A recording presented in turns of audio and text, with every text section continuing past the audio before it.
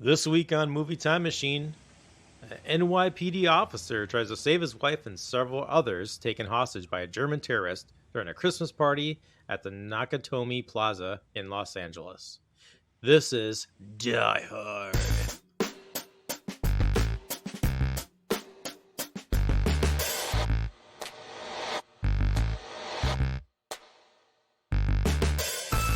Welcome to Movie Time Machine, your retro movie review podcast where we take movies from the past and relive them in the present. This week's movie, Die Hard, released near 1988, directed by John McTiernan.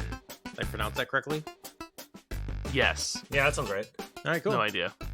I'm your Time Machine host, Chad, and I want to introduce you to my Time Machine co-host. As always, he's our living encyclopedia of movie knowledge and NES cart collector.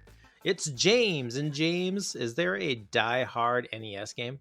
Not NES, but 100% there's a PlayStation Die Hard game. And Oh, yes. Yep. It was PS1. awesome. Yeah, for PS1. It was by far the game most played, I would say, until Madden became a thing. He's our haggard-looking, 80s-loving, viral video-watching guru. It's Casey. Yippee-ki-yay. And he's our sports reporter, Mr. Fish Rep Factory himself, host of the Midwest Mountain Sports Report podcast. It's Jamie. Yeah, most people write to movie stars. This Simpson guy writes to movies. Dear Die Hard, you rock. All right, before we get into our movie of the week, you guys want to do some news? Sure. Time for news!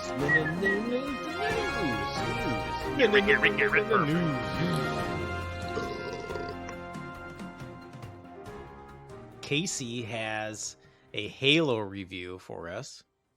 And then, quick, I just wanted to go through IMDb a couple days ago, put out a list of like the top 10 like most anticipated movies and TV series of 2022. So I thought we'd just go through that list quick and get your thoughts on what's upcoming and your excitement level.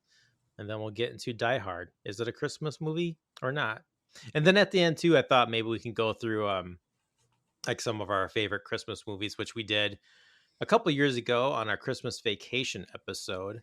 I thought maybe we could just revisit it and see if there would be any changes to that, if you can remember. But if there's any new ones you would like to add to that list.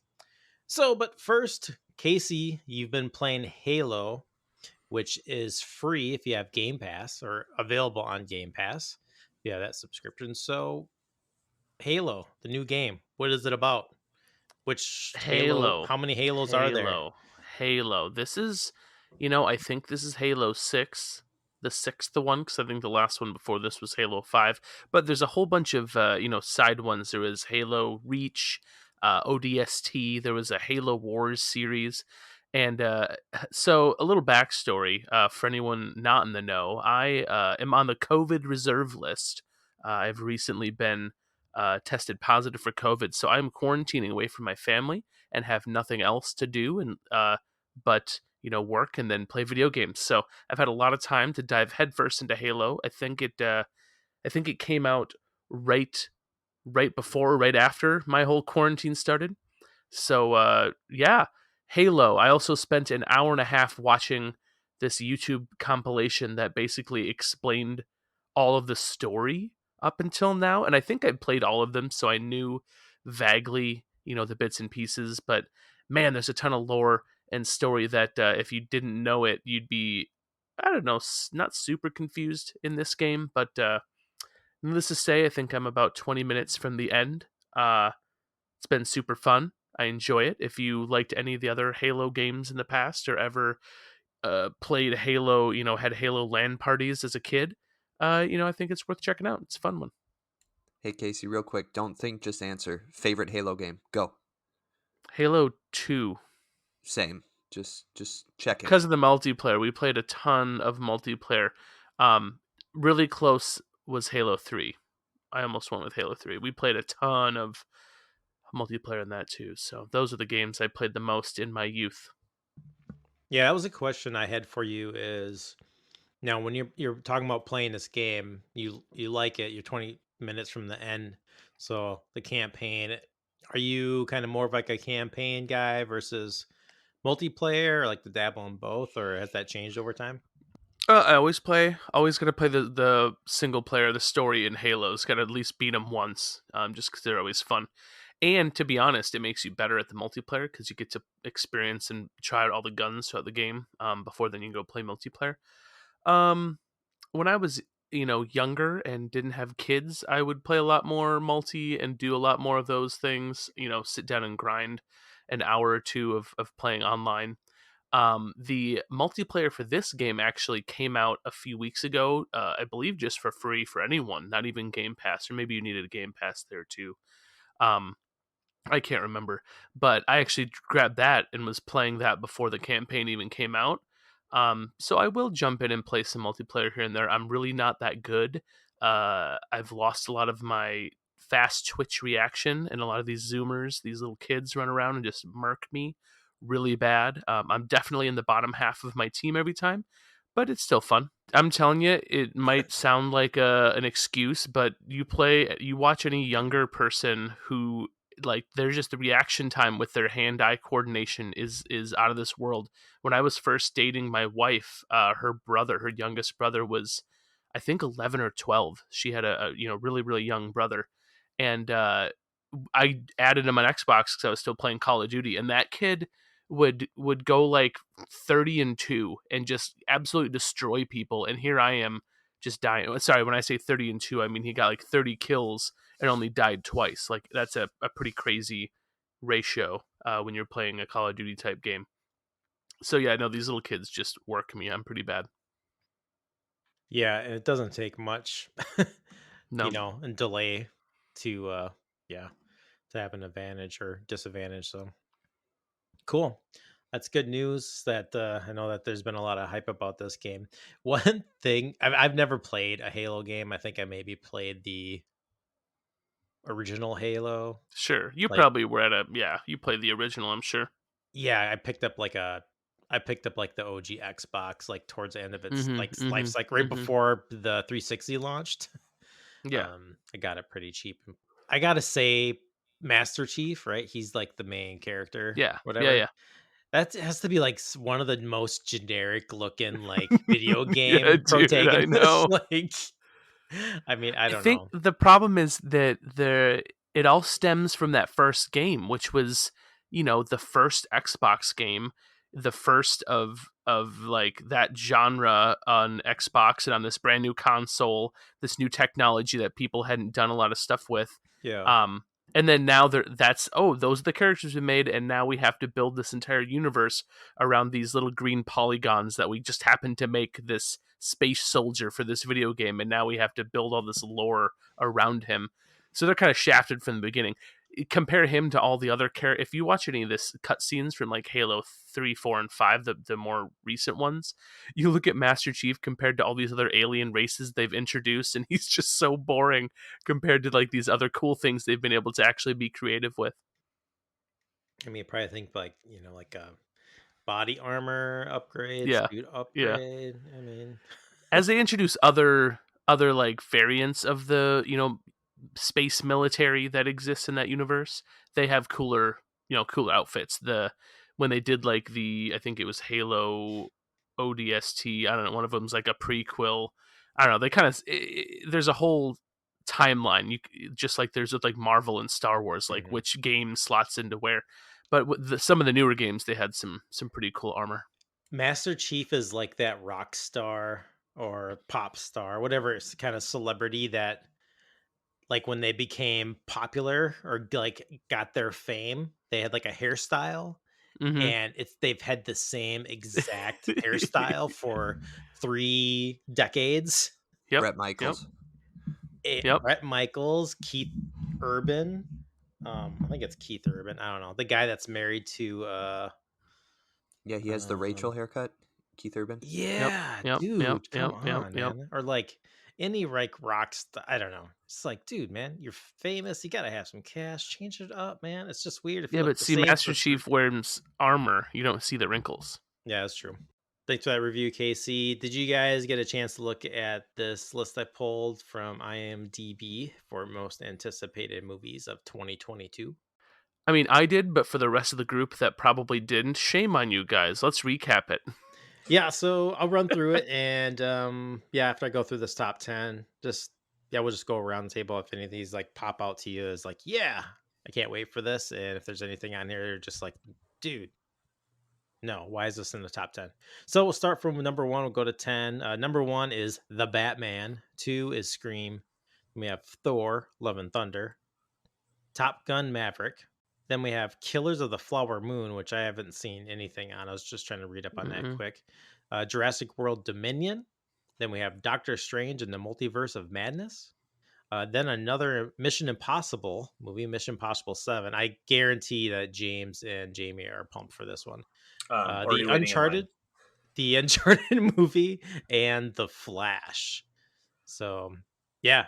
Let's start with Jamie. Jamie, any of these pop out to you? Scream, first and foremost. Yeah. I'm a huge fan of this franchise. Probably one of my favorite horror franchises. I think Alien is first, but Scream is a very close second. Yeah, we get Nev Campbell back, Courtney Cox, and David Arquette. Like, fuck yeah, let's go. I'm so pumped. Yeah, I saw the trailer for that when we went to Dune, and I was like, yeah, I think I'm on board for that, for this. So I have to watch. I've only seen the first Scream, so maybe I need to watch a couple more, maybe to get caught up on the lore. It looks like, but You should. I know James is a big Scream head too. Yeah, no, I love Scream. I'm excited about this. I like that when they've brought out the movies, and it'll be interesting to see if this goes into any of the TV show, which I did not watch. Jamie, did you? I did. It was actually it was an MTV teen thing, but surprisingly better than I would have guessed. But it's for The like weird thing is diehard fans after only. that basic review, I kind of want to watch it now. Thank you, Jamie. So like, yeah, I'm in for Scream. I love what they've done with the franchise and the fact that they're bringing everybody back, and even just bringing it back to, it's not like Scream 5 Ghostface Killer lives. Like, it's just called Scream. Like, I like the simple title, like Facebook. Just kidding. yeah, it's like a soft reboot. Get rid of the The yeah. So Scream, anything besides Scream jump out for you, James? I mean, obviously, I'm going to see Mission Impossible. This is probably one of my favorite franchises. Ever since J.J. Abrams took over in 3, I love where they've gone with it, and even the humor and the action sequences are over the top. Tom Cruise is always over the top, which I love. So, yeah, I'm all in for that. Obviously, the Batman, I'm not going to get into that too much. I am pretty excited to see what they do with the Flash. I know with Spider-Man coming out, like, these two movies are going to be like rivaling each other to how crazy are they going to get in these comic book universes. But I'm really excited about having, Michael Keaton come back as Batman and kind of see where they go with this storyline. It should be a lot of fun. Yeah, with the Flash, I just watched the trailer for that this morning or whatever teaser there was, and like at the end, it shows the Flash or whatever the character got dude that's playing the Flash. He like sees like it must be like the Batmobile, like covered up with like a tarp or something. And he's like, "Whoa!" And he like rips off the tarp, and then that's the end of the trailer. It's like, oh, it's totally going to be like the Batmobile from the Tim Burton Batman. Yeah, because I mean, did you notice with the voiceover? I think the voiceover in that trailer is Michael Keaton. Yeah, yep. Yeah. So that's my guess too. Is it's the Tim Burton Batmobile, which he has a right to be amazed over. So yeah, no, it should be a lot of fun. And then I guess for me, like I think I read the Killer of the Flower Moon title before, like, hey, this is coming out for a Scorsese movie in a couple of years. But yeah, just like you, Chad, I'm excited it's Scorsese. No clue what it's about. Yeah, here, quick synopsis here. It says members of the Osage is it Osage or Osage tribe in the United Ask, States. ask your wife. Yeah.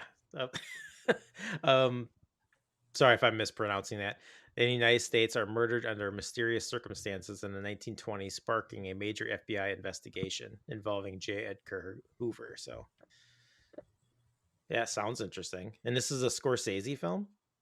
It says so. I'm Oh, wondering, cool. like, is it like directed or just produced? But no, it is directed by him too. Yeah, Cool. yeah. That's awesome. Awesome.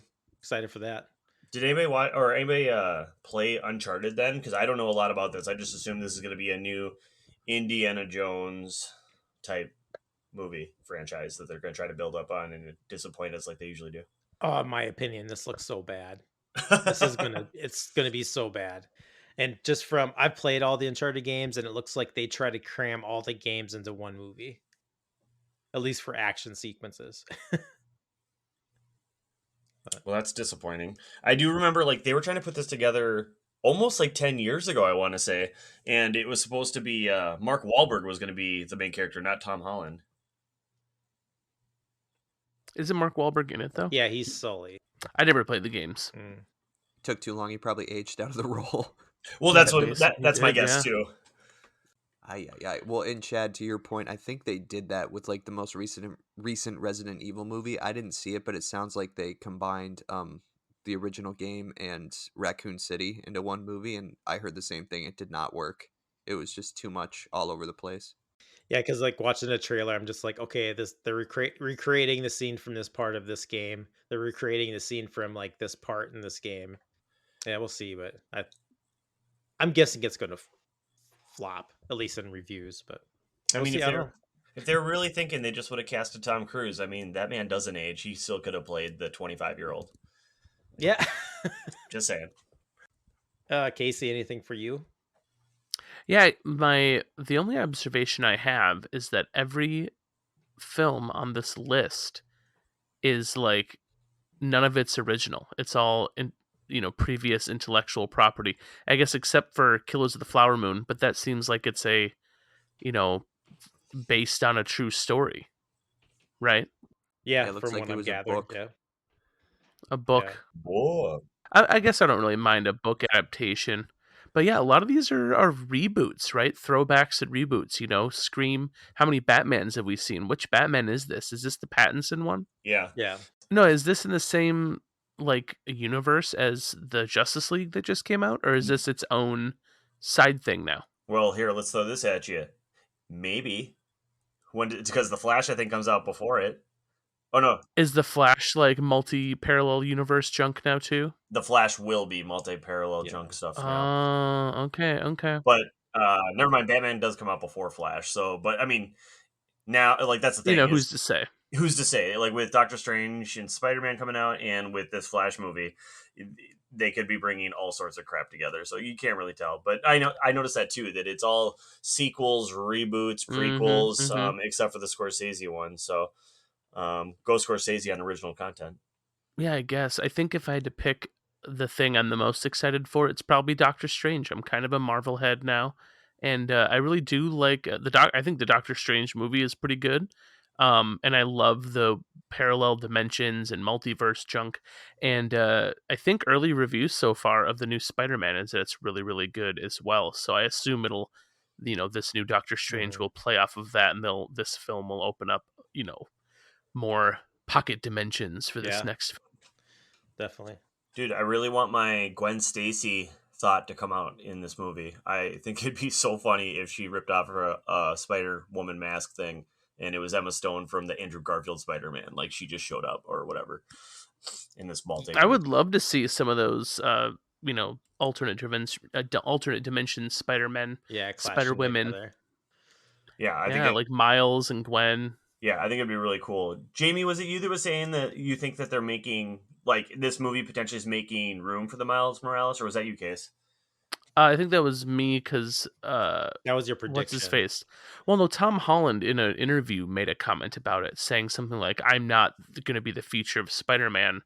I think Miles is going to be the future of Spider-Man." And he's like notorious for spoiling junk. So if anyone had ever told him, "Hey, we're going to do X amount of movies with you," and then transition, he probably just spoiled it without knowing he spoiled it. Yeah, he's going to be Nathan Drake now in Uncharted. Yeah, he's going to make 4 movies. Here we go. All right, but we didn't talk about one of the most anticipated movies coming out soon that I just saw a trailer for. Or I didn't see a trailer for. I saw the poster for, and now I don't want to see the trailer because I'm just going to go see it. Sonic the Hedgehog 2. Yeah. I mean, have we talked about that? Did anybody see that movie? That movie was surprisingly really good. Yeah, same here. I'm with you, James. Yay, Chad, we did it. We did it. It only took 2 years. Jamie, Casey, have you seen the Sonic movie? No, I haven't seen any Sonic. Negative. Yeah, it was This is the one where he surprisingly had teeth fun. and then he didn't, right? It Well, was yeah, just he was- yeah, they, he was animated really, really weird, and I think the fans went crazy over Twitter, and then they held the movie back like 6 months and spent X amount of dollars to redo Sonic. Hey, I'm glad they took the feedback and did what the fans wanted. I think that's a pretty yeah. cool thing. Yeah, no, yeah, it's fun. We've watched it quite a few times. It was like maybe last summer, whenever it hit like streaming services, we watched that quite a bit with the family and the kids. So, yeah, I'm actually kind of excited for this new one too. So, check it out. Some classic Sonic characters are going to be in this one. It looks like. All right, that was the news. Are you guys ready for our movie of the week? Yeah. This week's movie is Die Hard. So I think everyone here has seen this movie except for Casey. I haven't seen this Yes. movie in quite a I haven't like sat down and watched this movie in a long time. I obviously this movie is on TV quite a bit, so I've probably seen bits and parts of it, but um up until today when I watched it, I probably couldn't tell you anything from this movie except Yippee-ki-yay, motherfucker. Yeah. But yeah, so Casey, why don't you shoot first? This is your first time jumping into this. Yeah. I think you've said this has been on your list. So yeah, what'd you think of this 1988 action flick? I know that you teased it for later in the pod, so I'm just going to dangle this out there. But before watching this, I always heard people say, "Oh, Die Hard's a Christmas movie." And I always thought it was a joke, and I think there's an actual discussion that we're going to have about whether or not it's a Christmas movie now that I've seen it. But anyways, let's stumble into a review. I thought this was a good movie. I thought it was I enjoyed watching it. I thought it was a pretty good high standard for an action film. I think shoot, what's Hans Gruber? I think he is a really well fleshed out and unique villain, right? Really taut and proper and dressed well, but also like super evil and will just like shoot you in the head. And is unpredictable. So I found myself, on the edge of my seat whenever he was on the screen. I thought, he, he anything could happen. He was unpredictable. But I thought he was really cool. I thought he was a good villain. I think Bruce Willis is great. Maybe I have a soft spot for him. I watched a lot of Bruce Willis movies when I was younger. Unironically watched Armageddon a ton. When I was younger, that type of thing. So I got a little bit of a soft spot for Bruce Willis, and this is pretty much quintessential. He was born for this role, right? A lot of rambling, but I think it's a super solid action movie. I thought it was clever. Obviously, I have there are some gripes. I thought some things don't hold up as well, from that era to now. But other than that, I thought it was good. I'd give it a 3.5, I think, out of 5. All right, yes.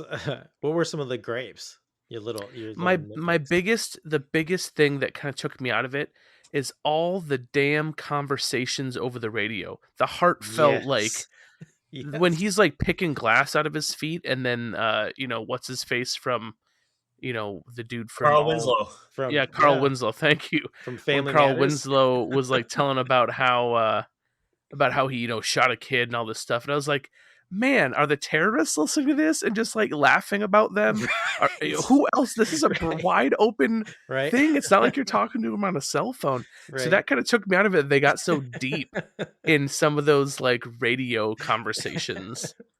Okay, so It's almost like it's like they used it as the a character building thing, and whenever it felt out of place, it was always when he was talking to the cop and the cop was on like his car radio. So it almost made it feel like they were trying to play it off like they were on their own channel or like no one else is listening to them. It gave you that sense, but it's like, man, that just kind of took me out of it. No, I'm glad you said that. Yeah, I was totally thinking even like if they wanted to not redo Die Hard, of course, but like they can make another movie and it's basically verbatim except for like John McClane is like the terrorist, like he's the bad guy and the terrorists are the good guy in some way. It's like this heist movie and they're just like laughing over the walkie over all these heartfelt conversations of what's going on.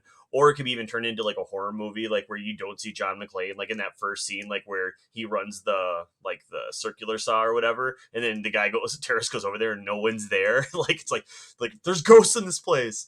I don't know. I was thinking we could play this movie several different ways, but I was laughing pretty hard at the radio conversations as well. Yeah, I like the idea of like just have the movie, excuse me, from the point of view of the terrorist. And yeah, you don't see John McClane until like maybe the end, or whenever they like say Hans and like him like come face to face. But yeah, that would be awesome. But yeah, laughing over their conversation, that would be great. That would be a really funny like comedy movie. That type of film, but shot from the perspective of one of the lackeys. It's like following a lackey through a failed thing where a hero comes and saves the day, but the main character of the movie is just a nameless lackey. It should be that would be a funny movie. From the point of view of like the guy that pretty much the last terrorist alive at the end that Karl Winslow shot.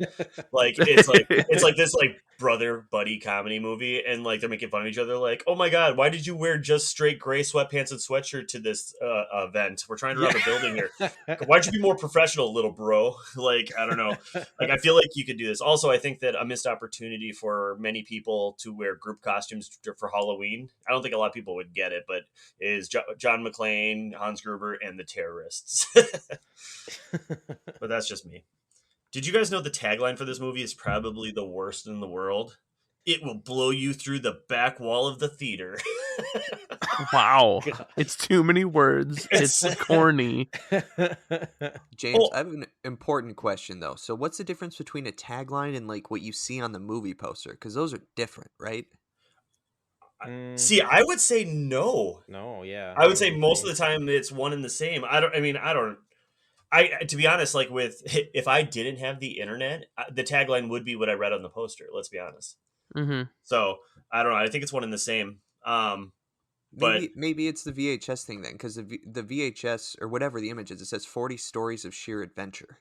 That's right. Exclamation point. I don't know. That's a better-ish tagline, but not it's gonna blow you through the wall of the movie theater. God, it's terrible. Also, hey, and I was trying to pay attention. Did they once say the title of the movie in the movie? Like, why is it called Die Hard? Did anybody like? It's never once like John McClane was like, "Why don't you just die hard?" on Scrooge. Right. Like, and I was trying to think. I'm like, why is this called Die Hard? Who came up with that? That had to have been a producer that was just like it wasn't even 90s. It was 88. Just like this will get people in their seats. It would just be like at the end, like Winslow, the cop, like once he finally like comes face to face with McClane, like he just is like, "Hey, what's up, Die Hard?" And that's like no reason why he just calls him Die Hard. Oh, I know, just to get it out there for the poster. Like seriously. No, but let's be honest. Karl Winslow's real name is Reginald, by the way. Do you ever notice? I feel like I only see him playing cops, like because Karl Winslow was a cop, Al was a cop, in Turner and Hooch he's a cop. Like I don't know. I feel like that's like his typecast. Is he a cop in real life? Maybe. Maybe I don't know. I'd have to do some research on that one. But and then in case your comment about Alan Rickman, this as far as I can tell was his first movie. Like he did some TV stuff and was mostly stage play before Die Hard. Really? He's so good in this. And then he got typecasted because then all of a sudden he's Sheriff of Nottingham. He's Snape. Like he just becomes like this villain. He's good. He is. Yeah, good. I think this movie is way worse if anyone else is Hans Gruber. I just don't think it works as well. That's a fun conversation. I do like, and I guess I don't know anybody who else was up for it, but I do like when we review movies like this and then I'll try that for next time. Do a little bit deeper dive of, hey, who was up for this? Because I think Bruce Willis was the only one up for John McClane, but like I like knowing that all of a sudden, like, wait a minute, Will Smith was going to be John McClane, like just things like that. Like, how is this going to go? It's like when you hear about Beverly Hills Cop and Sylvester Stallone was signed on and then had to drop out because of scheduling, and then they got Eddie Murphy. I'm just looking at Here is a Screen Rant.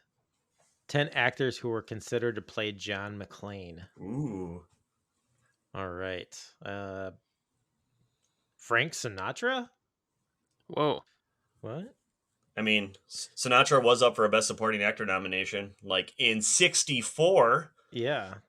Was he alive, Sinatra? Yeah, he died in like the late 90s, I feel like. I was gonna say, so 8 years later. Yeah. Sorry, Frank. May you rest in peace. Yeah, it sounds okay. Anyway, I don't know. That doesn't sound right. Then Clint Eastwood, I guess would make a little bit more sense. That would have worked. Like, maybe were they Surprised that- going? It was written as a retired cop in the beginning. Yeah. I'm getting too old for this shit. I'll save that for no, that's in another movie. That's genius. I'll save that for another Lethal Weapon movie. Yeah. That's a great title. It says this might have been back when the script was a lot darker. Mel Gibson, speaking of Lethal Weapon. Burt Reynolds. Whoa. Turd Ferguson. Funny name. Sylvester Stallone. I mean, I guess all these are making sense for the time, like 80s action flicks, but Al Pacino. Whoa. Hey, Kurt Hans. Russell. Hooah! I Merry love it. Okay, Christmas. let's do it. I'm in. I'm sold. Harrison Ford. Okay, do you know why this makes a bunch of sense? The producer, Joel Silver, because he did Lethal Weapon. He produced Lethal Weapon. Yep. He produced Die Hard, Last Boy Scout. Like, yeah, this makes complete sense. Assassins. Yeah. Robert De Niro, and number one on here is Arnold Schwarzenegger. Mm. Did they make a Schwarzenegger reference in this movie? God, I swear they did. It was something like with like the C4 or something like that. I don't know, whatever. Ah. Anyway, that was your casting what ifs. Or not what ifs. What could have been. So yeah, James, so you coming back, when's the last time you watched this? Actually, I think everyone's kind of said it's been a while since they've seen it. So It's been a couple years. I think I've watched like probably, I think it was last year maybe. I came across the third Die Hard with a Vengeance, which I think I had only seen like once when it came out. But otherwise, like this one I haven't seen in it's been at least 3 or 4 years, I'd say. So but I still think I am excited for our debate of it, whether it's a Christmas movie or not. okay. Put a pin in that. Let's move on to Jamie. Thoughts? When's the last time you seen this? What do you think going into this last time? So, that's hard to say. I feel like it's been within the past 2 or 3 years, but this movie's very familiar to me. I've seen it enough. Yeah, and I remember the first time I watched it, it was like, when you get these revered movies that you're like, all right, you're probably not shit. Like, I know everyone loves it, but I kind of had that attitude going into it, and I was like, whoa, this is, okay, it's one of the greatest action movies ever. I love John McTiernan, of course. Like, Predator is probably my favorite action movie of all time, which he also directed. But yeah, no, I love this movie. I think I like your guys going through from the villain's perspective, because I think that's why this movie is so good. Is everything comes in real time, and we figure stuff out as like McClane figures it out. Like, we don't know what these terrorists are doing. We don't know why they're there, and we don't know what Argyle's doing in the garage. Oh wait, yeah, we do. He's rocking out, and yeah, I just God, that's yeah, anyway, continue. Sorry, didn't mean to interrupt. No, that's okay. I was wrapping up. It's just, for me, the comedy works, and even the cheesy stuff, I just love it, because for me, it's just too much fun. It's like, yeah, okay, Karl is like very dead, but then he comes back with a machine gun, and Al uses his service weapon to take him out. I'm like, whatever, but at that point, I don't care, because I've had so much fun. Did you notice when he was taking down names on his arms, he spelled Karl with a K? Do you think he did that just because he heard the European accent? Or like, I never would have, I would have gone with a C. Is that just something I thought about? Okay, I'll stop talking. Karl, yeah. I don't know. No idea. Google that shit. I'm on it. Yeah, I mean, like I said, going back into this, I didn't really know like how I felt about it, and now that like Casey, like the dialogue of like the like super deep kind of emotional stuff between McClane and the cop, and just these long kind of drowned out conversations, it kind of, my mind started to wander and was like, what's going on here? Like, I don't know what's happening here. But also simultaneously I'm thinking, like, I started feel this feels like Hot Fuzz. Right, you start to see like all the influences of these other like action movies of this type, like this, I don't know, like you said, like somebody said, like Last Boy Scout or like Bad Boys, like they all kind of have like the same stuff. Bad Boys maybe gets a little like kind of more over the top, but yeah, no, I Yeah. enjoyed it. Like you said, Casey, I'd probably give it like a 3.5, 2 stars out of 5. But yeah, it's actually, yeah, it was a fun movie. And there's just parts of it though where the comedy and stuff with like Argon the car was actually made me laugh, cracked me up a bit. It's really absurd and um obnoxious that he would just be sitting there like in this limo right outside the building and with all this other shit going on. But yeah, I outside of that, I mean, like I said, going into this, the only thing I remembered was the yippee motherfucker. I don't really recall any like more memorable lines outside of that. As I was viewing it, I don't know if you guys have any, but yeah, I Oh, like Fucking it. shit, Just lady. Sound like I'm ordering a pizza? yeah. oh my god, it's just absurd. Yeah, this kind of thing of like just kind of like incompetent like police and like FBI That's what too I in think I it. Yeah, liked. Like with the yeah, like you said, like yeah, the Yippee is clearly the most memorable one, but I think Bruce Willis has lots of just like good one-liners, but they're not like the Arnold Schwarzenegger, Stallone, like "Don't lose your head" and his head yeah. blows up thing. Like it was more like like what was that you, Jamie, who said like, "Do I look like I'm ordering a pizza?" Like it seemed like his like sheer panic over the walkie or one-liners were just kind of more comical than anything because he's like "F you guys, what the hell? Get to work. What do you do here in LA?" So And I wonder if that stuff is in the script. Like when he's talking to himself, those are some of my favorite parts. Like, why didn't you save him, John? Because you'd be dead too, asshole. You oh know, yeah. it's like, of course he'd be thinking that. And yeah, you gotta, get that monologue out somehow. I don't know. I love that stuff. Did you know that this movie was nominated for 4 Academy Awards? Really. Yeah, Which but ones? sound, editing, Oh yeah. effects, and more effects. So, Yeah, the um, score for this film was actually pretty good. Like there's moments where I was like, oh, it's kind of like it can't. Who did the score for this? The moments I was like, this kind of sounds like John Williamsy, you know? But because it sounded like creepy Christmas music, like with ye- the weird jingle bell music yeah, on it. Michael Kamen did it. okay, He did like Robin Hood, Prince of Thieves, and okay. X-Men. Matt, you guys want to get into the Christmas movie debate? Yeah, I'm man. really anxious for that one. Actually, you know what I was gonna say? One more thing is, as I was watching this, I was thinking to myself, does Bruce Willis, like in his contract, it's like, I gotta be shirtless. I have to be shirtless for this percentage of the film. I need to be shirtless or wearing I'll be politically correct, a shirt, Yeah, a, a an under undershirt. undershirt, a shirt, yeah.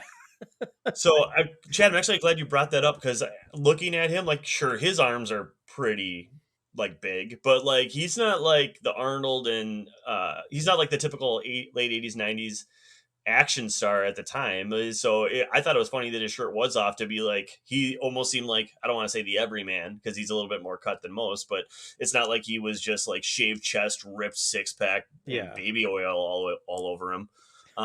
I did appreciate though with his undershirts. I did read the fun fact of there were 17 different types of undershirts, varying with wear and tear and dirt. Um, and like so in the movie I was trying to like kind of pay attention to that, and it's very clear like after he gets out of like when he jumps in the elevator into the air duct and he's like, "Come to the party, have a few laughs," and like shuts the lighter. When he gets out of that, then all of a sudden like the undershirt is just brown and just gross. Yeah, I So noticed that too. Right after the vent scene, he's just disgusting. yeah, it's pretty good. But no, I'd like to think to your point, I'd like to think in his contract he's like, my best features are my feet. I'd like if I didn't wear shoes in this movie. Yeah. No? Okay. Yeah, how did that plot point even happen? It was the It was Someone told him to rub his feet in the carpet. It was the one guy. It was the one line at the very beginning of the movie. The guy in the plane was like, "Oh, you hate to fly, huh? When you get out of here, like, take off your socks and shoes and curl your feet into fists on the carpet." And he does, and he's like, "Oh, I'll be darned! Like, it worked." And I'm like, I don't even understand it. You're off the plane. What does it matter Yeah, now? I don't get it. Yeah. I don't get it. So I don't Yeah, know. they just needed a way to get his shoes off. That's all Right. that was. So, like I said, I think in the contract they're like, I think it's my feet. Not to mention, okay, he killed Carl's brother, right? Carl's brother was like easily 6'3", 6'2", and he's like, oh man, this guy has baby feet. I'm like, what are you talking about? That cannot be possible. So that I guess can't wear any shoes in this movie.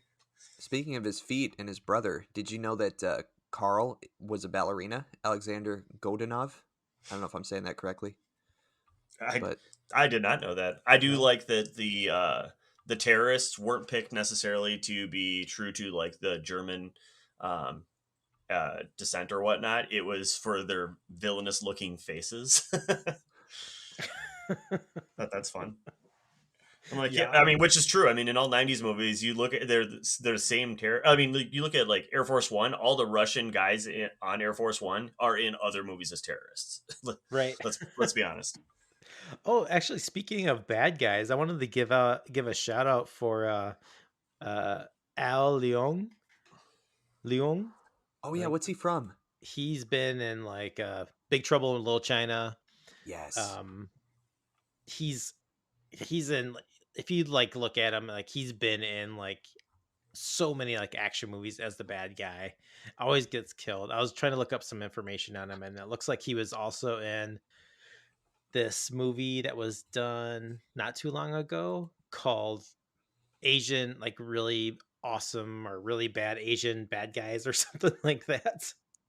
That he made with like a couple like young filmmakers. But yeah, he's really awesome. He's kind of like the quintessential bad guy from like 80s to like mid 90s, I feel like, action films. Plays Genghis Khan in Bill and Ted's Excellent Adventure. Yes, I think that's the Okay. only movie he's in that he doesn't get killed. Now I know who you're talking about. Yeah, that guy's in a lot of things. All right, Die Hard. Is this a Christmas movie? Well, hold on. You know what I think we need to level set on first? Okay, is all right. what defines a Christmas movie? Well, Casey, it's funny you bring that Because up. then we can judge this movie by that criteria. You know what I'm saying? Well, traditional Christmas themes such as love, hope, generosity, faith, redemption, family, or fear must be involved. I can tell okay. you researched this. Okay. Oh, well, I looked so it up. so this movie, Die Hard, there's love, there's reconciliation, a reunited marriage. Yep, there's hope. There's fear. There's for hope. sure. Yeah, there's definitely fear. Okay. Are there other criteria? Family and generosity and faith. Well, he did all this he didn't do it to win his wife back, but it certainly helped. I think with the generosity, I mean, didn't those like bearer bonds just get flown all over LA? For Yeah, anybody? sure. Woo! Sure. He was generous with his body Hey. and time. He could have been eating pizza at the bowling alley, but instead he was, saving hostages. Okay. What other criteria? This is so not fair, being from the Midwest, but I would say snow. But obviously that's not fair because it doesn't snow everywhere on Christmas. Yeah. This doesn't snow in the southern hemisphere because it's summer.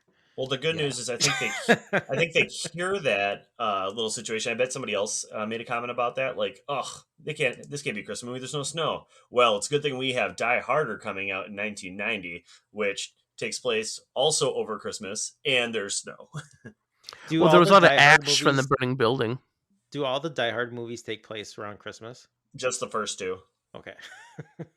You're right. That would have been an awesome thing to keep going. I did think it was interesting, though. This movie, it came out in either June or July in the theaters. So I think it's funny when they have, like, it takes place on a certain week or theme. Like where it doesn't vary in seasons and it comes out in the summer. Like, because, the argument is there's Christmas music the whole movie. They're humming Christmas tunes the whole movie. There's Christmas lights. They're at a office Christmas party. Well, James, that's called Christmas in July. We're all. Oh, that's true. Yeah, well, that's okay. So what's everyone's vote? What's everyone's vote? Everyone give their pitch. Oh, I think it's a Christmas movie based on they're going to a Christmas party. That is like the essential place it's taking. Like, I mean, Office Christmas Party. Sure, terrorists didn't show up, but you still consider it a Christmas movie. Jamie?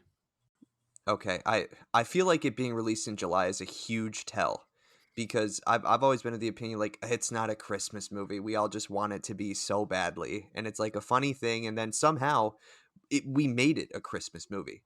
Like, I don't know if that was the internet, I don't know if that was word of mouth beforehand, but then I kind of like was changing my mind a little bit when he sends Carl's brother uh down with the Santa hat on and writes, "Now I have a machine gun, ho ho ho." I was like, that's an interesting little Mm-hmm. holiday flourish. So I might be changing my tune, because for the longest time I was like, no, you guys are crazy. It's set on Christmas, but not a Christmas movie. But I might be changing my mind. So I'm still undecided. Well, and Jamie, I'd like to think that sure it came out in July, but that means the VHS must have come out around Christmas. Oh, shit. Ding, ding. Chad. I bet Chad. it was free with a value meal at McDonald's. Yeah, I'm trying to think of movies that take place during Christmas that I would not consider a Christmas movie that still may have these themes. A movie that's set during the Christmas season, yes. Is this a Christmas movie? I would say no. I guess Is Bad Santa a Christmas movie? Yeah, Santa Claus is in it. Well, Santa Claus was in this one too. Ho, ho. Well, not ho. really. Not really. And Billy Bob Thornton was not Santa Claus. He was a mall Santa. So was Santa himself in this movie? No. You're not going to Well, give me on this one. Are you kidding Yeah, me? Do you sure. think John McClane did this by himself without the spirit of Christmas at his back? Is Gremlins a Christmas movie? Yes. Yes. Okay. Yeah. Got you good. No, I would agree that it is. I guess. Yeah, I don't know. I just watching this, I just don't. I don't know. I just never really. Christmas is like the furthest thing from. Is Hawkeye a Christmas TV show? Spoilers. I'm just kidding. We'll only tell about the season of which the show takes place. That will drastically change my viewing experience if I know this. I would say no, because again, it's not the first thing that I think of when I'm watching like Hawkeye. I don't know. Mm-hmm. I don't have a lot of things to. You guys seem to have a lot more ammo at your disposal on why this is, but honestly, like watching it, like I'm just not. I just don't think anything about Christmas. I don't know. I just don't get the Christmas spirit in this. Let's dive into then what are right now our current go-to Christmas movies right now. Because the reason why I'm more than ready to lean towards it is a Christmas movie is because it gives us another option. Like, I can choose not to watch Home Alone again this year. I could watch Die Hard and be just as satisfied. Yeah, hold on then. Good point. Why is Home Alone a Christmas movie and this isn't? Yeah, because Kevin McAllister is probably the smallest terrorist that ever has lived. But I just think they're akin because they're both just set over Christmas. The family reuniting with him is no different than John McClane reuniting with his wife at the end. Like, there is a little bit of family element to it as well. But it's a disaster movie. Just one's a kid's one, the other one's a terrorist action movie. I heard that John Hughes actually used Die Hard as the inspiration when writing the script for Home Alone. No, stop really? it. Did he No, really? that's not at all true. I was trying to find the words, and it took me a minute. I'm glad somebody believed me for half a second. William Shakespeare used Die Hard as inspiration for Romeo and Juliet. So obvious. So obvious. Okay, hold on. Let me circle back and let me I'll give you my vote, and maybe we can squash it there. Pedantically, I think if you go line by line in the criteria, it fits the bill of a Christmas movie. But I think, to Chad's point, I don't think it has the Christmas soul or the Christmas spirit. I think if you just go by the checklist of what makes a Christmas movie, right? There's Christmas music in it. There's Christmas references. There's Santa, ho ho ho. Does anyone say Merry Christmas in this movie? It's a good point. It's a good point. Also, besides Bad Santa, is there a Christmas movie where you do see boobs? Because it does happen a couple times in this movie. Yeah. So what I think happened, and what I think this is probably that's not probably true. I was going to say this is the closest you can get to a Christmas movie in that genre. Over the top violent action movie, hero action movie. This might be the closest you could get to that. But that might not be entirely true. But I think if it got closer to Christmas, it would be more over the top and wacky. Not to say this is more realistic, right? But this is certainly like not a cartoonish violence or something weird like that. It's probably the closest you could get to a Christmas movie in this genre. Yeah, like I'm wondering if you change the script just one thing, Chad. Like, let's say the terrorists do everything that they're going to do, except for when they get up to the 30th floor, Hans Gruber is already there in a Santa costume that people are like sitting on his lap at the Christmas party. Does that make this a Christmas movie now? Also, missed opportunity, guys. I'm just saying. I don't recall any references about like trying to get like back home for Christmas, like anything directly pointed at like Christmas time to like where that is like the driving theme, that which I would make it or call it a Christmas film. So there's nothing about Christmas that's part of the central plot. That I think I could get behind that as that being a characteristic of something needing to be you would need that to be considered a Christmas movie. Okay, Chad, you sold me. It's not a because this, maybe this is the test. What if you swap Christmas with that's a New Year's party? The same thing could have happened. The story could have played out exactly the same. Yeah, that's true. So Christmas wasn't integral to the plot. Yeah, because in Home Alone, Catherine O'Hara is trying to get home so she can be there on Christmas, or like he doesn't have to wake up and spend Christmas by himself.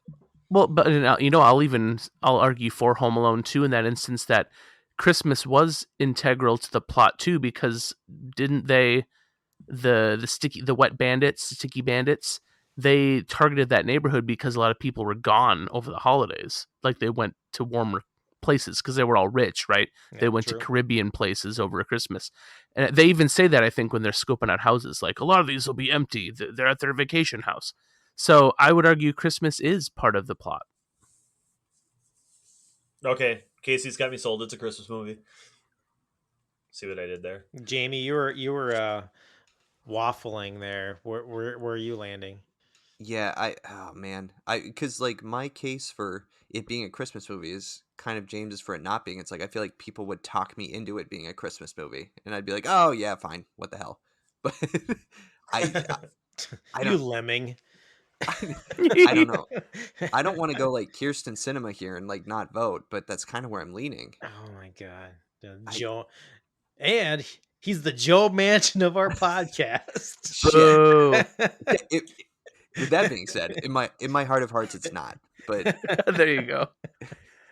I'm gonna agree with that. In my heart of hearts, it's not. But by golly, I'm gonna keep the joke alive, and I'm gonna say it is. Got you, contrarian. Okay, everyone looks like they're just sticking to their guns. James, no, I switched. You did? Okay, all right. I will agree that in my heart of hearts it's not, but to keep the joke alive, I'm going to say it is. Like outside of this voting process, I will vote no because I have to tell the truth. You never lie when you vote. Here's the deal, and I'll agree with unless you, it's Chad. those ballots from China made on that bamboo paper. Stop the steal. I'll agree with you, Chad, that it is not. But the thing of the matter is I probably only watch Die Hard around the holidays. So I don't know. I guess take that with what you want. Okay. But also, I just thought of a fun thing. Again, this is gonna be another maybe a view from the terrorist perspective. But what if when they showed up in that van, they showed up with the Kenosha Kickers? John Candy walks out. Like it's just this whole deal. Like that's how they get into the front door. Like they're just playing this polka band. Oh man. And John Candy was actually supposed to be the villain. No, missed opportunities. Yeah, earlier They never made it to Sheboygan. Yeah, Polka, they're very polka, big in Sheboygan. polka. Yeah, earlier when we were talking about the conversations that just went on and on between McClane and the cop, like I was thinking of like, oh, it'd be like a great parody to have them like continue to talk and talk and talk, and like they kind of, you know, but in the background, like all this other shit is going on, and just because they were having these like close, intimate conversations about like their backgrounds and like their family, like all of a sudden they're like, oh, what? Like everything has just gone to shit. Like all the cops are dead. All Oh the my god, it's like anyway. I would like that. See, I would like. There's lots of ways to go with this movie with rewrites that I would obviously still go see. So, You know, um, I thought about this today too. Like, obviously, I don't think there would have been enough time to do this, but I was like, oh, this might be like a good like for an rewrite a episode to scene. where we do, yeah, or write a sequel, or like write and what your perfect action movie would be from if you made an 80s action movie. Oh, from an '80s action movie Yeah. perspective, yeah, that'd be good. Let's get into holiday movies and like what everybody is watching or needs to watch every year. Like you said, I know we did this over the Christmas Vacation movie, but I'm curious if any of them's changed for you, Chads, especially as your kids have gotten older. Yeah, one thing I did want to say, I know like when we did the Christmas Vacation pod, I was kind of sour on Christmas Vacation. I don't know if it's just like the time I watched it back then, but I've seen it a few times this season, and I don't know what I was thinking, but yeah, I really enjoy that movie. I don't, I was really sour on it before, but yeah, I really enjoy that one. So that's my little go back on that movie. But this year we watched, I think it's on Netflix. It's called like A Boy Named Christmas or something like that. Yeah, It that sounds right. I saw it show up in the queue. Yeah, it looks and sounds like something that might be really bad, but yeah, we watched it as a family, and I thought it was a really great family movie. It was kind of like the um origin story of Santa Claus, but without, I don't know, it was kind of interesting movie how they went about it, and yeah, I thought it was actually really good. So I've added that to my Christmas list. And another one we've gone back to is the animated Grinch film, which came out, I think, maybe in 2019. Oh, with Cumberbatch, right? Yeah, yeah, I really like that. I think that might be my favorite Grinch, even I over don't like the original, like um, the the oh the original original cartoon. cartoon. Yeah, Yeah, yeah, I like that one a Ch- lot. It's a lot, like really entertaining. Got something to say, That, Jamie? well, that's. I was just gonna say that's been one of the greatest pieces of content recommendation you've given me because my girls love that movie. It's their favorite movie. is that one a good one? So that's a good one for like what ages are we talking here? I liked it too. Yeah, Right, I think Chad? Well, they're all. Yeah, it's a lot of fun. I think well, it's, I'm yeah. not. I was actually thinking the reversal, like for what ages with kids, because like I think that a common conversation is like for adults, like we want to watch movies like Home Alone or Elf, and that might be too much for kids between 3 and 5. You know what I mean? Like where Home Alone, like how do you explain that to a child? Yeah, you're asking the wrong person because I'm like the king of maybe potentially not It's like making great parenting decisions my when like 6-year-old watching watched movies. Like, Predator. yeah, we watched like all the pretty. I think we have like one more Harry Potter film to watch. So like like the Dementors. Like we had a friend that's saying like, oh, Lorenzo, cut that out, Chad. Thinking that, my oldest son would be scared of the Dementors, and he's just like, "What are you talking about? They're not scary." And then we watched Gremlins last week, or it Oh was yeah. earlier this week, like Monday night. Yeah, so that went well, except for the part where Phoebe Cates's character says like, "Oh, that was the moment when she's talking about her dad. That was the moment I found out there wasn't a Santa Claus." I was like, Oh, and Oh, we skated. We talked through that one, and I don't remember what we said, but we got through that safe. Then he wasn't scared of the movie until the very end when they do the little line of, if your dishwasher stops working and whatever, you hear something under your bed, it might just be a gremlin or something like that, and that kind of freaked him out. and you're like, just don't feed him; he'll be fine. Yeah, but I would say the Grinch. I would say that's pretty. I mean, it's pretty. I mean, I don't know. We've been watching it with our kids since it was released, so a few years back. I think we Yeah, watched that one last year with my son. I think he liked that one. He is obsessed with the classic Grinch to the point where we read the book all year long, not just during Christmas. We will spontaneously listen to it in the car, even when it's not Christmas. And I'm talking like the soundtrack, where it's basically just the movie on soundtrack. You're just yeah, listening yeah. to the movie. So I'll always have a soft spot for the OG. I don't really know if I liked the Jim Carrey one. I don't know that I've seen it all the way through, but from what I saw, I wasn't a big fan. But I liked the new one, the animated one. That's a good one. Christmas movies that I always have to see. Obviously, Christmas Vacation's a classic. I'm a big lover of A Christmas Story. Maybe it's like Stockholm Yes. syndrome at this point because it's on every year on repeat on like TNT, and so I always catch a chunk of it. Um, but no, I just grew up watching that movie every Christmas. At some point, watching some of that.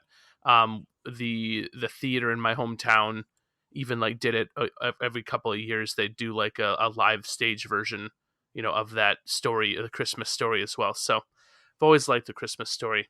But other than that, those are kind of my. Oh, sorry. Last big Christmas go to is I love anything Muppets, but the Muppets Christmas Carol I think is Oh pretty yeah, awesome. that's an awesome one. Yeah, I love that movie. Because what's his face, Alfred from Batman is Scrooge, and he's just amazing. So Michael Caine. Michael. yeah, Michael Nice. Caine is Scrooge. Yeah, it's a great, and I like I like Christmas Carol as a story, so I like different adaptations of it, and I think the Muppets.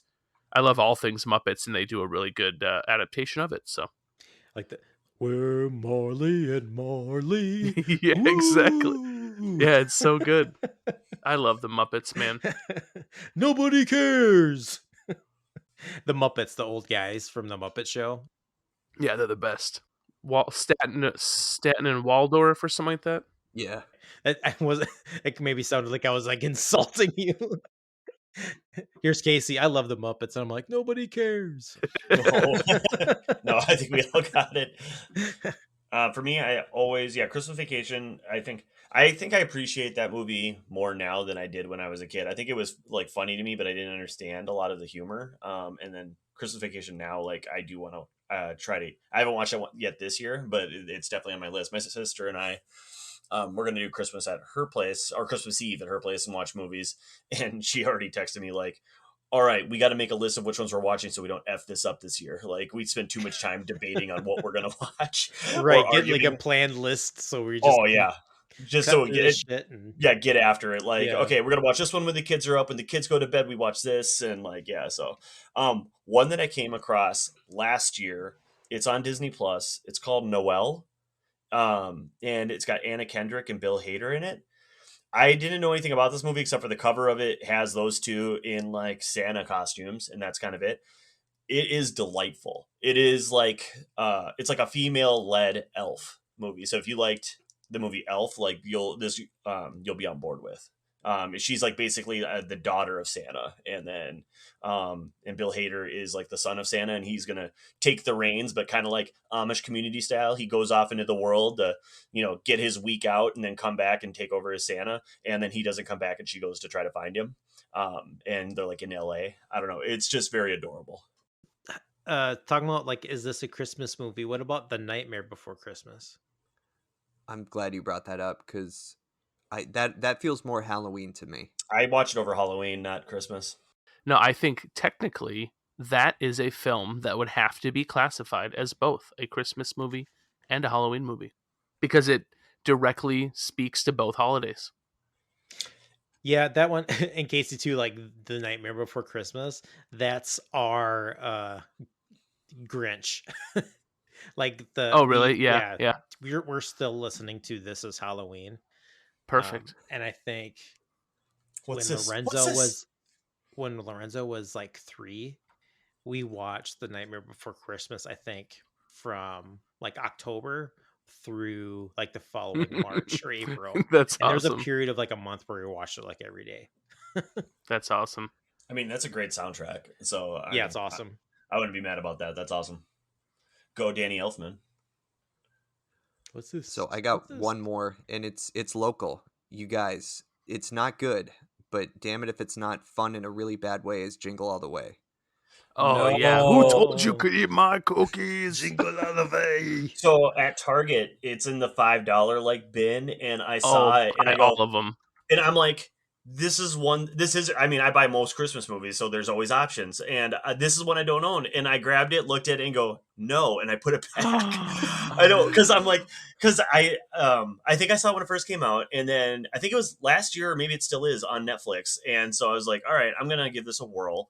And so I did, and I was so mad, like that I wasted all my time. And then I was like, I'm like, why? What did we do with Sinbad? Why can't we make more things like House Guest or whatever that movie was called?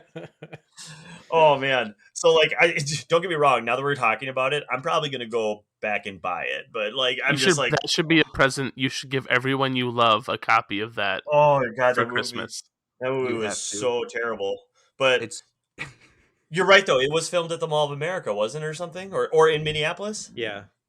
Yep, and St. Paul. Everyone always ends up at Mickey's diner, you know. Oh Yep, yeah. I've been there. Had a good time there. Yeah, I always had a soft spot because the main character's name was Jamie. That was the only movie I ever saw as a kid who's had a character named Jamie. I only watch movies with the main character, Jamie. Leave me alone. Leave me alone. No, it's bad though. It's not good. That's Yeah. why like Casey only watches Ninja Turtles. That's all I get to watch. That's it. And reruns of the ball drop on New Year's with Casey Kasem. Casey Kasem. Reruns though, right? He doesn't. I don't think he does. Is he alive anymore? I don't He think he does that passed anymore. I believe. No, Yeah, he's Ryan all Seacrest took transferred him. over. They transferred him into like a hard drive, I think. He's a hologram now. Yeah. Well, going back to 1980. I mean, he's still shelling out on Sunday. I was in the car and on Cool 108. He was shelling out all the Christmas classics, and it was Kasem going, and number 88 this week we got, and Yeah. I'm like, man, they do have just loads and loads of digital recordings of this dude, don't they? Well, I mean, how many years? I mean, the guy was like a radio icon for like since the beginning, I feel like. Yeah, I was gonna say it for like at least 40, 50 years Yeah. or something. Maybe that's too long, but yeah, I'm with you. Yeah, I have one more recommendation too. Like, I don't really know if this movie is that good, but we actually enjoyed it, and I feel like it's almost kind of like a newer version of A Christmas Story. But I was not a fan of Christmas Story. But is the 8-Bit Christmas that's on HBO Max? I've been waiting. I want to watch it. I was hoping this weekend or tomorrow. Yeah, I thought it was really fun, and yeah, I thought it was like a I'll good give it a Christmas try. movie. So, What's yeah. the premise, or should I walk in blind? It's the premise is like it's actually pretty cool. It's pretty funny where he's like telling like a Christmas story of when he was a kid to his daughter about how all he wanted for Christmas was a Nintendo Entertainment System. Interesting. They made a movie Sweet. that is all relatable to almost every single child of our age. Yeah. So it's it. It just tells a story about why he wanted it and everything that he went through. And like one of his friends in the movie is like this kid, like there's like one kid in town that got a Nintendo, and like everyone goes to this place to try to get in, and it's like almost like trying to get into like Studio 54, like kids in like is in like a robe, and he's like picking like 10 people to come in, and he's like, oh you. But yeah, I thought it was pretty entertaining. There's some good moments in it, but That's awesome. That that brought me back to, I think in the Christmas Vacation movie, I think I talked about this, is that the Christmas when Nintendo's came out, like my parents got one. We were like just so excited, opened it up, and it didn't turn on. And like we were just crushed, and then all of a sudden my dad comes like from like the bedroom closet and is like, but wait, we have a backup one. And I'm like, what just happened? And like I think as a kid, I'm like, I was more just excited, like, yeah, working Nintendo. As an adult, I'm like, Dad, how did you score 2 PS5s over Christmas? Right. Like, you know, and I'm like, Yeah. and also, what was your intention that we ruined with you trying to make money off of the second PS5? Right. And now it's just going to be Yep. returned to the store. So Yep. That's awesome. Thanks, Dad. You know what we did forget? We forgot like the box office information, but Well, actually, well. I did find the box office information interesting. What part of I it? the part like it didn't seem like it made a lot at all. Like compared to like what you'd think Die Hard would make. Hold on, I'm trying to get to it. Yeah, it was like I found a budget of between 25 and 35 million and a box office between 139 and 141 million. Wait, maybe was I looking at the wrong thing when I saw this then? Maybe. Oh, maybe I was just noticing like opening weekend, like it, in my head, like if the movie cost 28 million, and the opening weekend was 600,000. Like, do you think they were going to make a sequel? So James, I read a little bit about that in the Wikipedia thing on Is that- Die Hard, Yeah. and I think it got kind of panned from the critics at first, which is why it was a little soft. And then I'm guessing word of mouth kind of took over there, and everyone was like, "No, actually, this is a lot of fun." Okay. Like I was like, I keep feeling like I'm reading the numbers wrong, and because I'm like this, I feel like this doesn't make sense compared to how popular Die Hard seems to be. I was really hoping on IMDb it would have DVD box office sales or something like where like, yep, everybody owns at least a copy of this franchise, for the most part. And then also, I wasn't joking in the beginning when I said, well, Australia it made $59 opening weekend. But I'm sure it was at one theater, 2 theaters. It was like played from like the back of some dude's like pickup truck onto Right. like the side of a barn. It's like with a gas powered generator. Right. Makes sense. All right, awesome. Should we wrap this up? Yep. All right, before we go, we want to thank you for downloading this episode of Movie Time Machine. And remember, new episodes will always drop on Fridays. You can follow us on Twitter at Movie Machine Pod, and you can go on there, DM us, give us any feedback or comments on this episode or other episodes in the past. Thank you very much for listening, and catch you next time. Bye. See ya. Bye.